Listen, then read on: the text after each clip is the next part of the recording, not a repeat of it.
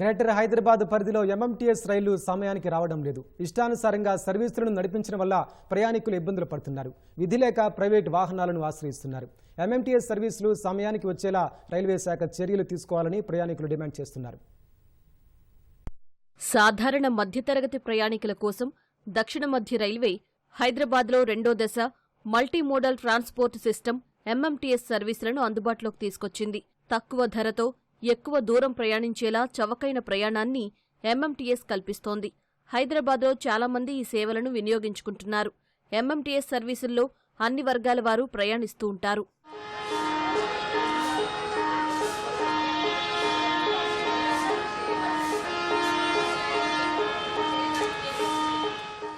రెండో దశ ఎంఎంటీఎస్ ప్రాజెక్టులో భాగంగా సనత్ నగర్ నుంచి మౌలాలి మధ్య డబ్లింగ్తో పాటు విద్యుదీకరణ పూర్తి చేసి ఇటీవలే ప్రారంభించారు.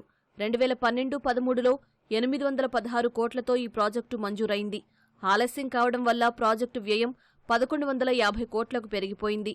రైల్వే రాష్ట్ర ప్రభుత్వం సంయుక్త భాగస్వామ్యంతో పనులు చేపట్టి అందుబాటులోకి తీసుకొచ్చారు. తమ ప్రాంతానికి ఎంఎంటీఎస్ సర్వీసులు రావడంతో ఆయా ప్రాంతాల ప్రయాణికులు సంతోషించారు. ఎక్కువ మంది ఈ సర్వీసుల్లోనే ప్రయాణించేందుకు మొగ్గు చూపారు.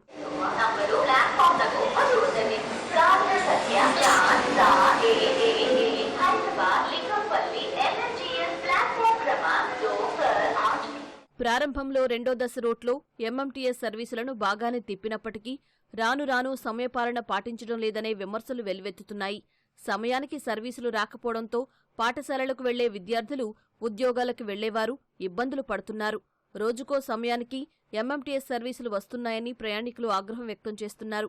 ఇప్పటికైనా రైల్వే శాఖ సమయపాలనపై దృష్టి పెట్టాలని డిమాండ్ చేస్తున్నారు. ప్రయాణికులు లేకపోవడం వల్ల రైలు మేము నడపలేకపోతున్నాం అని చెప్పడం కాదు. అసలు ప్రయాణికులు నడిచే టైం లేదు, టైం ప్రకారం నడపరు. దాన్ని పంక్చువాలిటీ లేదు, సమయపాలన అసలు దాదాపుగా లేదు. మేము మేడ్చల్ నుంచి సికింద్రాబాద్కు వచ్చే ఎంఎంటీఎస్ రైలుకి సంబంధించి ఏ రోజు టైం పాటించట్లేదు. 8:40కి మేడ్చల్లో ప్రారంభమై 9:40కి సికింద్రాబాద్ స్టేషన్ రావాలి. అంటే కనీసం ఆఫీసులు, స్కూళ్ళు, కాలేజీలు వీళ్ళకి అన్నిటికీ అందుబాటులో ఉండే టైంకి వచ్చే ఏకైక ట్రైన్ అదే. అది కూడా ఇంకా కొంచెం ముందుకు జరపాలనే డిమాండ్ ఉంది. 1.5-2 గంటలు ఆలస్యంగా ట్రైన్ వస్తే ఎవరు ప్రయాణికులు ఎక్కుతారు దాంట్లోకి? అందులోకి ఎక్కినోడు తిరిగి వెళ్లాల్సిన గమ్యానికి చేరుకునే పరిస్థితి ఉందా?